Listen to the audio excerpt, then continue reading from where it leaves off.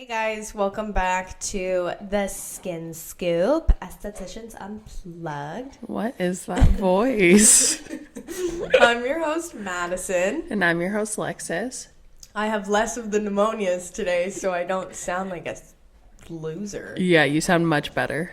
And Thanks. we didn't post an episode last Monday, which is good. I feel like you had the extra time to heal and we were celebrating your birthday. So we're back. Better than ever. What are we doing today, brother?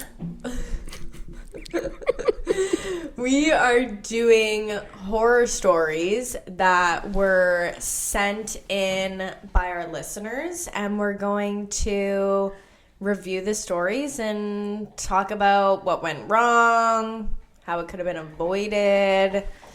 I'm scared. I ain't gonna lie. Are you? I want to know about one of your horror stories, and then maybe we can talk about one of mine. But like for myself or? Yeah, for yourself. Also, you need to... Did you introduce yourself? Yeah, I did. I actually did. Did you? Yes.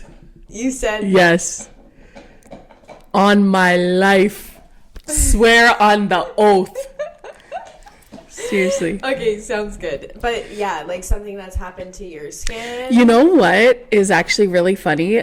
Not that it's like, I mean, it's not good, but it's not like awful. We always talk about shitty things that we've done for our skin. And I have failed to mention, because I guess I like took it out of my brain, that I used Dove bar soap on my face for like 6 to 8 years. Like 6 to 8 full years double cleanse with the soap that I used to wash my ass.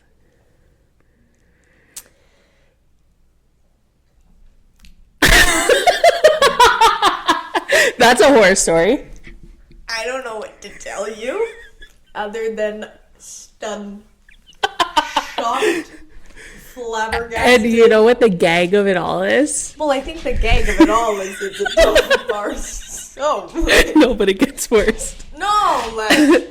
Is when I started out my first spa, You still be using that? I was still using it. Wow. I was still using it. I mean, we did have Image Skincare, and I did like that brand, but like sometimes I was poor at that time. I was just starting out as an esthetician. Like I was spending all my money on alcohol and vibes, and so I didn't have the funds for a cleanser. Vessels. So I didn't have the funds for a cleanser, so I used Dove soap. And I thought you should know, because I didn't want to hold that from you anymore. I was just randomly thinking about it the other day that I failed to mention that. To our listeners? To you. It is a confession to you, Father, I've sinned.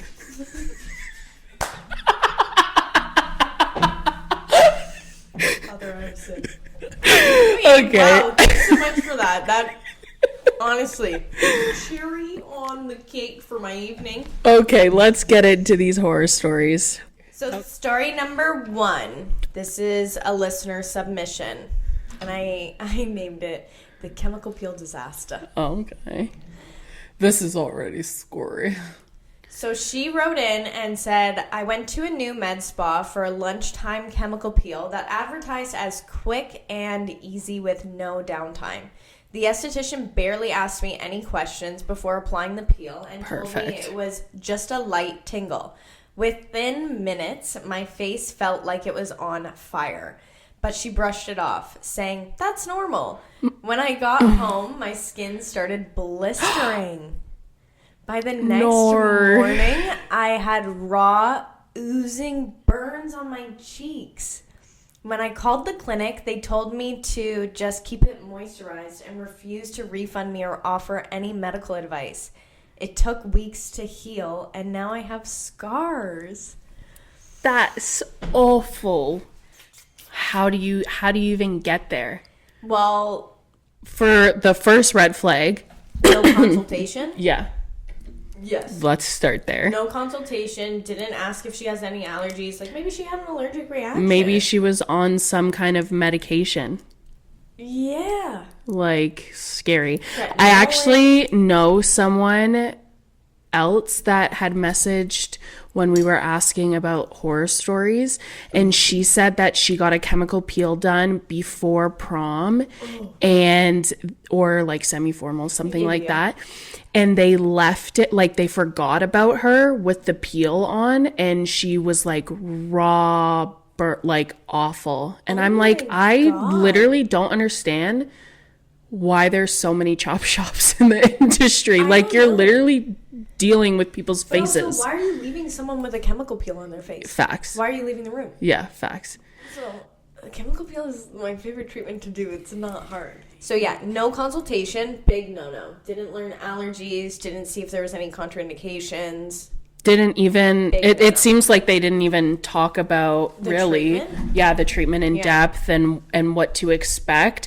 For the most part, with these lunchtime peels, it might be slight tingling, but for the most part, it shouldn't be burning. And typically, you're not going to have any downtime or flaking post-procedure. Like no peel. Exactly. You're just going to be glowy. Yeah.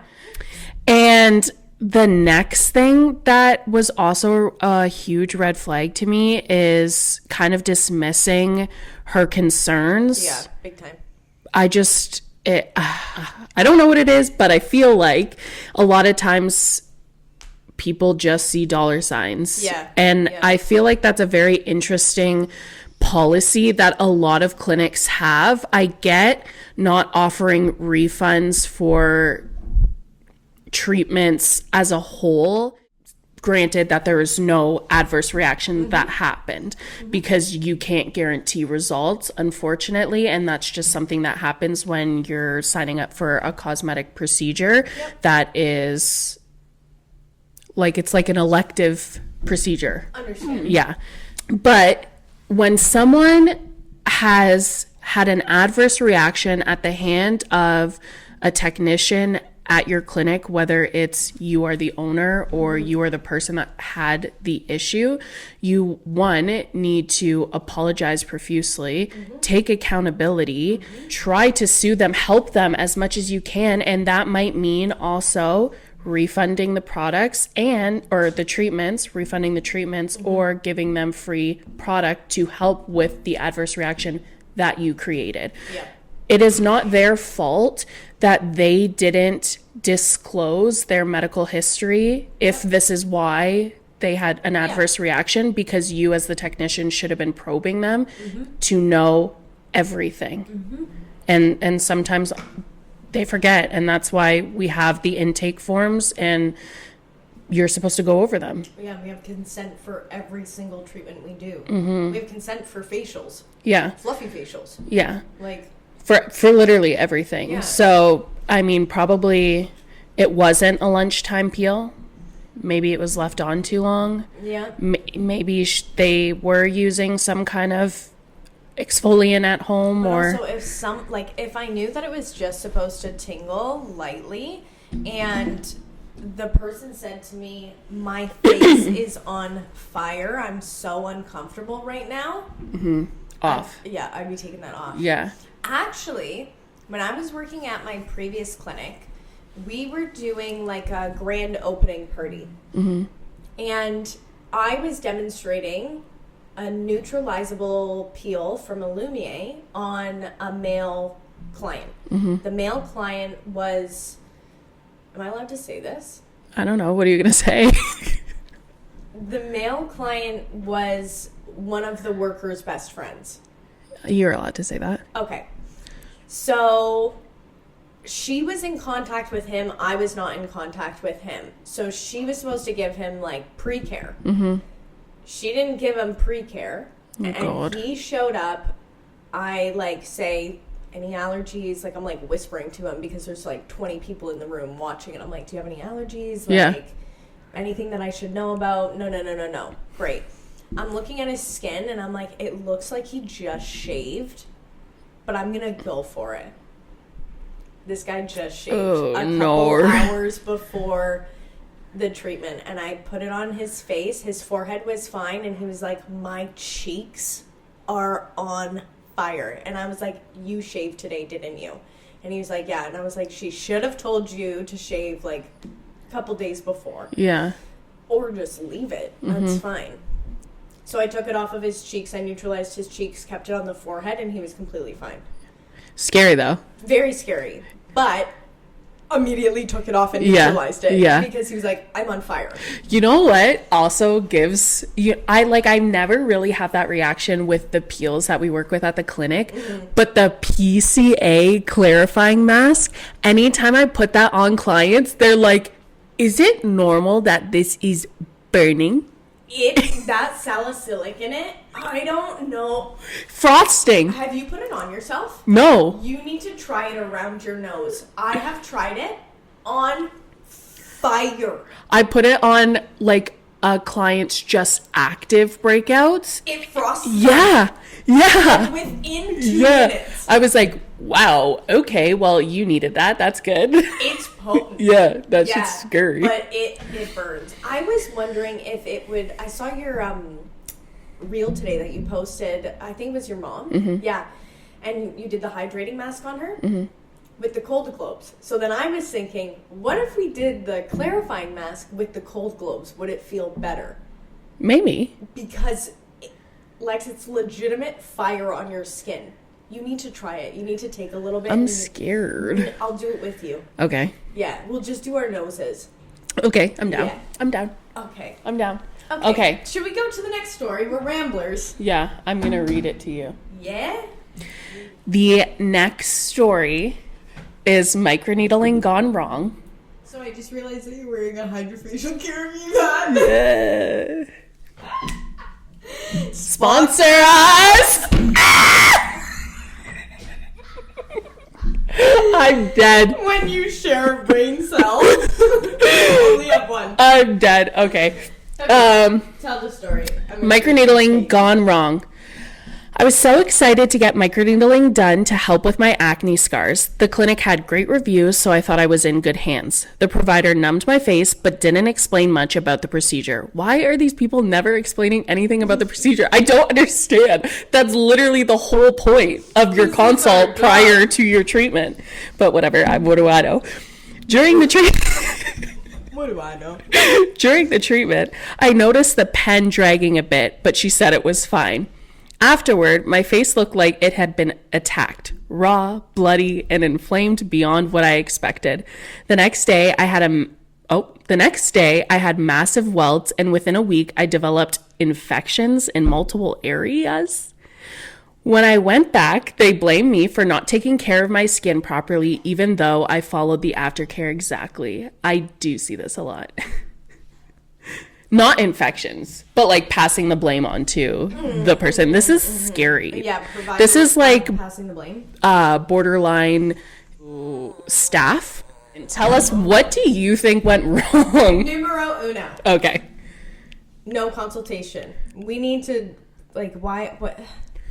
Let's dive in deep. Yeah. We need to know, what is the treatment? How long does the treatment take? Possible adverse reactions. When someone, and there are a lot of people that come into the treatment and they're like, I've researched this so much, blah, blah, blah. That doesn't mean that you don't do a consultation. No, you still have to do the consultation. So even when people are like, come in, see me, and they're like, I've had laser hair removal at a different clinic on a different area, I'm like, this might be a refresher, but... And I go over everything as you should. You're really great at consultations. Oh, thank you. Yeah, you're really great at consultations. You're very good. Sometimes I feel like I overwhelm them because I'm like speaking in science terms. Yeah, you dive in deep. Yeah, but I want them to understand what they're getting themselves into. And that's a great thing to do.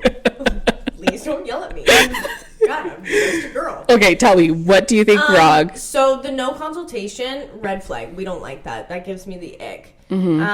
Pen dragging.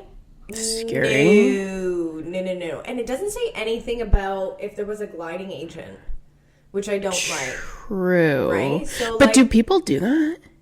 With no gliding agent? Yeah, like pen microneedling? Well, if it's dragging, there's either not enough slip, no slip at all. Scary. Or depth is too deep. And it's dragging on the cheeks. Incorrect technique. Ooh. Like, especially depending on the area, like you should be feeling around because everyone's going to be different. Yeah. Ooh, scary. It's so scary. If, like, I have felt the pen drag before, but I changed immediately.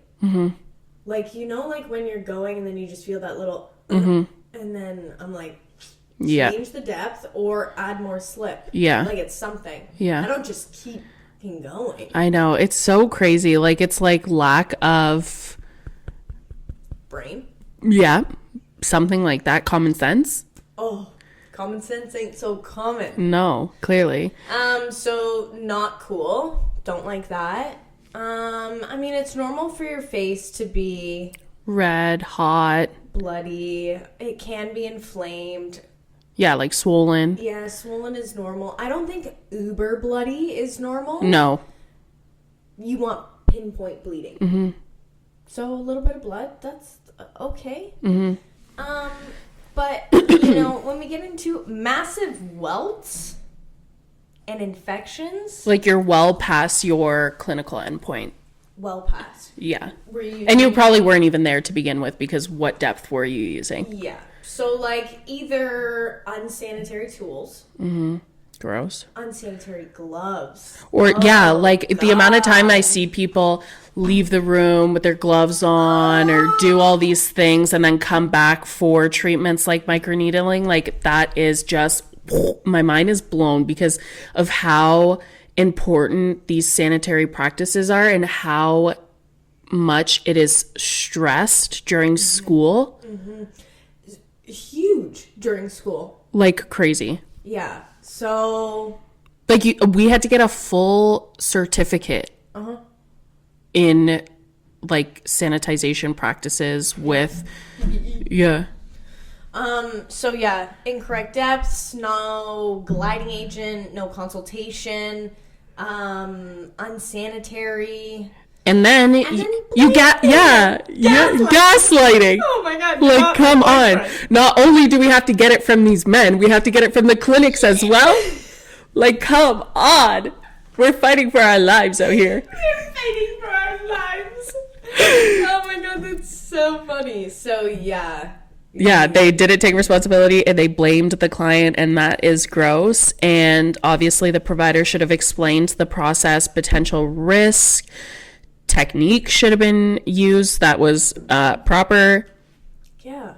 And I think even, especially if a client is new, I always follow up with my client after if they haven't done the treatment before, just so I can double check that everything's okay and ease their mind a little bit, because sometimes people are even just a little bit nervous to reach out, even if they have like a potential reaction that we can't control. I want to know, and I know things to help you minimize that reaction. So I want to add a little tea.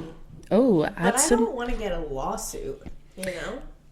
I mean, you've already said some crazy things on this podcast, and so have I, so I don't know. As long as you don't mention the name, I think we're in the clear. Oh, okay. So no names. But I witnessed Oh, God. microneedling happening where they would numb for like 45 minutes, which 45 minutes is great. You should be really numb at 45 minutes, but like that's also long. Like for regular microneedling, we do 25 to 30. Yeah. Because it's regular microneedling. It's not that bad. No, and it takes 2 seconds. Yeah, so they were numbing around like 45 minutes. That's a waste of time. And they would go deep. 1.25 on the forehead. Ooh, what? Yeah. People that were coming in were treating it like they were getting RF microneedling. They were in pain. People did not want to come back. 1.25 millimeters on the forehead is insane. Thank you. This is what I'm saying. And super bloody, super red. Well, duh. Swelling. But that's like how they... They were trained? No. How they were training me? Oh. Or telling me how to do? Were they professionals? Yes. Yes. Wow, that place is scary. There's some crazy shit that happens at that fucking place. Let me tell you that. Yes. So, yeah, I didn't do that, but I did experience like incorrect depths, super aggressive, lots of blood, lots of swelling, and I was like, this is so scary. I don't want to do this. And then when I started at Bonita, and the rep came in and she like retrained me. I was like, this makes sense to me. Ready?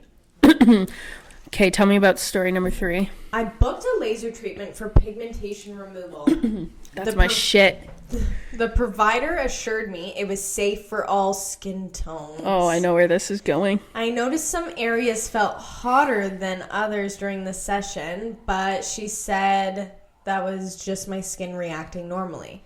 By the next day, I had dark, burned patches all over my face. Perfect. A week later, the spots scabbed and fell Left off, hypopigmentation. leaving behind white, pigmentless patches. Yep. When I confronted the clinic, they just said that happens sometimes and offered me a discount on another treatment.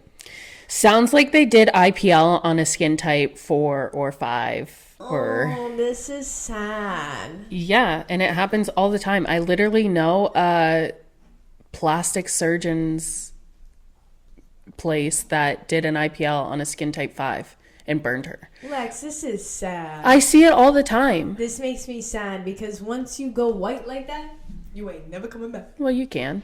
Ugh. But it'll take years. Sometimes it doesn't. Sometimes it doesn't, but sometimes it does. It depends. It depends have you on... brought somebody back from hypo? Well, no, there's not much that we can do besides like blending. You can do like hydroquinone or like basically leveling out everything to even it into each other. Yeah. Skin Pen does have their techniques, which is for vitiligo, but but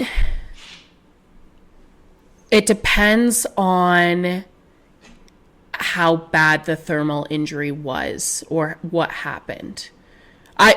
You're definitely right in saying like, one, it's a long waiting game and it doesn't always come back, but there are some people it does. It's really sad to see this, but I do see it a lot. Yeah, this makes me sad. I mean, I feel like we're getting away from treatments that are only specific to lighter skin tones for the most part, besides, you know, IPL and ECO2 and some chemical peels.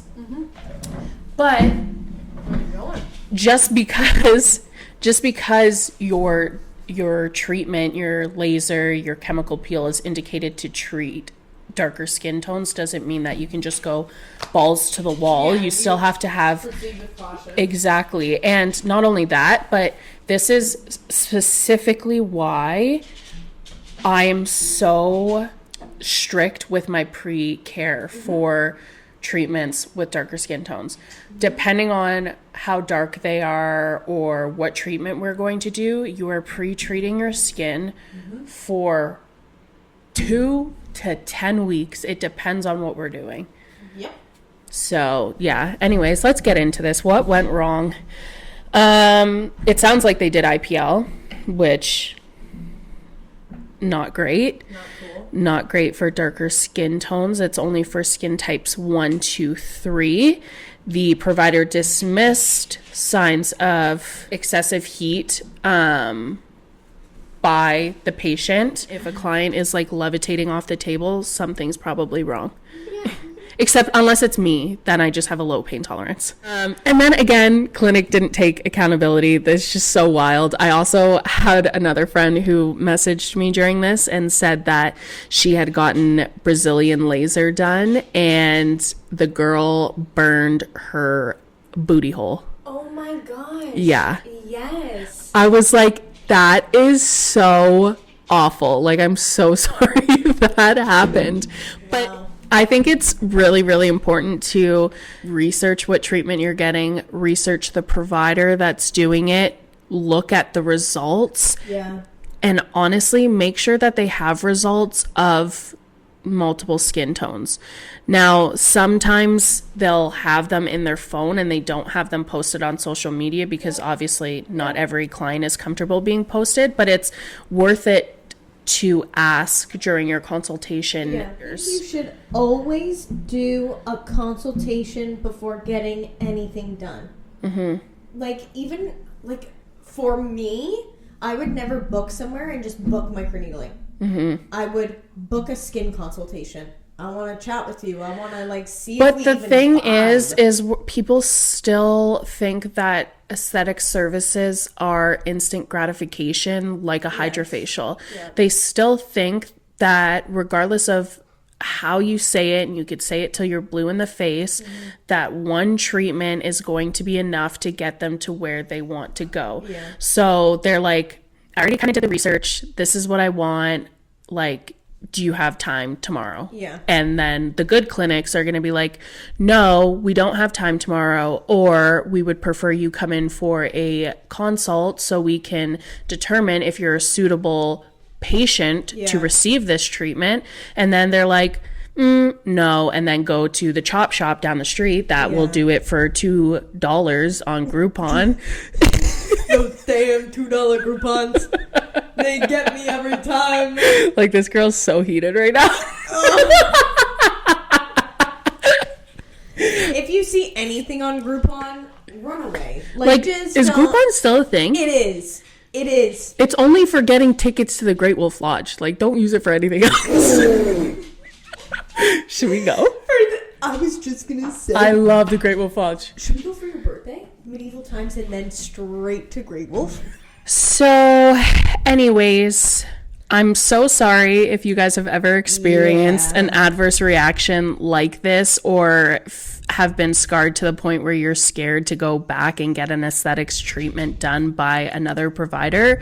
I promise you that with the proper person, you will not experience that, and you will actually be very, very happy and wish you had done it sooner. Yeah, and then you build a relationship with the provider as well. You guys become besties. Yeah, and send us more stories if you have them, because I want more horror stories. Let's go. But yeah, I totally agree with you. I think that like consultations are really important. If the vibe feels off, trust your gut. What else? Ask questions. Yeah, really ask questions. If you have contraindications. If you're and that means like make sure even your herbal supplements, some people think that it's like stupid, but like if you're on garlic or what's it called? Frankincense. Yeah. I just had a client in tonight, and I was going through medical history with her, and I said, like, any medications, antibiotics, do you like any supplements? And she's like, yeah, I love supplements, blah, blah, blah. And I said, anything that's light sensitive. And she was like, oh, I'm not sure. And I said, do you use frankincense? And she was like, I do actually. And I was like, where are you using it? Even for baby estheticians listening or other estheticians listening. Yeah. Ask questions. Yeah. Learn medical history. Consult. Like, you need to know the treatments inside and out and be able to explain them to every single person that walks in the door confidently and effectively. And if you can't provide that treatment safely and effectively, or you don't have what they're looking for, or you can't provide the service. Oh my God, did you just die? Yeah. If you can't provide the service because they're darker skin tone and you don't have a device that can do that, refer them out. Yes. Like, stop trying to keep all the business to yourself. It's so selfish. Yeah. And I hate to see it. I see it so often. People even recommending treatments. Like, I heard this before. I had another client, and it's not even like an adverse reaction, but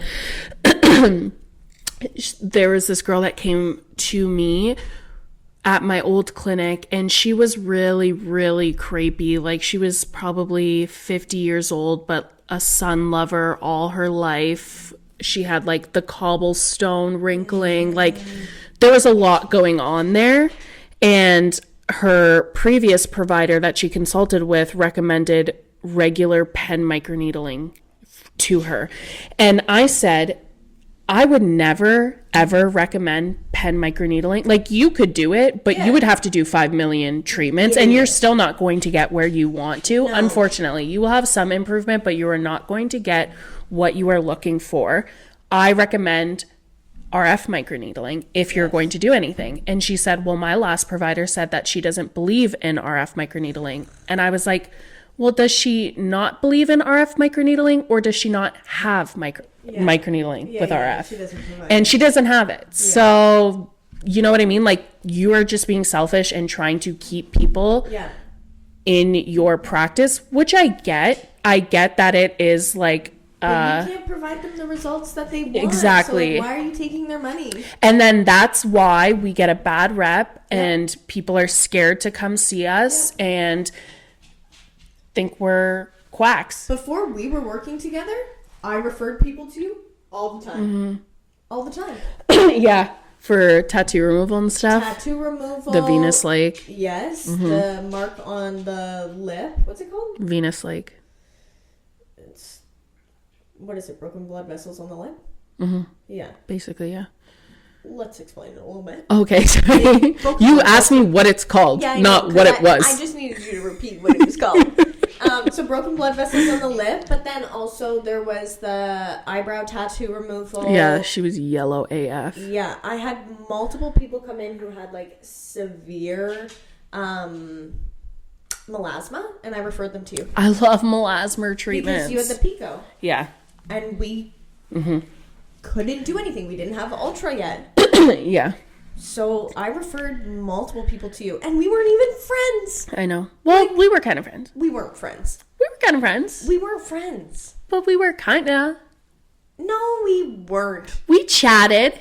On and on. Well, why the fuck would you message me if we weren't friends then? I should have said, don't fucking talk to me. I was amping you up. I loved your stories and whatnot. And I was like I always message you being like, I love this post. Like, you're killing it. You're doing great. Yeah, I remember one time when I first got my logo and you were like, I love the logo. And I was like, oh, yay. See, no. We weren't friends. No, I was gassed up. Fun of me. No, I did. I was like, I love this bitch. This is the only bitch I like. Yeah. Anyways, we're just rambling on. Do we have a question of the day? Oh, I think the question of the day should be, what's your horror story? What is your horror story? Yeah. It could be a waxing. It could be a manicure, pedicure. At my previous place, this is the only one that I can think of, but I'm sure. Oh, actually, I have a couple. She did a Pico treatment on me and hyperpigmented me. Yeah, she did BPL, which is like big benign pigmented lesions, and it's a spot treatment for sun damage or whatever kind of pigmentation you have on your skin. Anyways, I had post-inflammatory hyperpigmentation. She was going to do a spot treatment with the Pico, and she left my face. Well, you know how sensitive my skin is. Like, I am pretty reactive. My mom. But I'll welt. You'll notice edema and erythema very, very quickly on me. She left me with I was like spotted. Because she did them all over my face. I had little circles where the laser, the spot size was. And it was brown/red. No. Started red and then hyperpigmented, and I was spotted. No. Like. Nope. Yeah. Nope. Not cute. I mean, I wasn't expecting much, but I wasn't expecting to be hyperpigmented, I'll tell you that much. One time someone gave me like 60 units of Botox at my forehead. 60? Yeah. How old were you? 22, 23? Good God, what 22-year-old needs 60 units of Botox? Yeah. Yeah, that's one. That's scary. I also... I had in school. Blisters. Did you? On your face? Yeah. No. Yeah, I think I have. How? You're like translucent. She fried me. Clearly. Fried. Clearly. Like an egg. You're like borderline skin type 0. I knew. Like albino. Albino.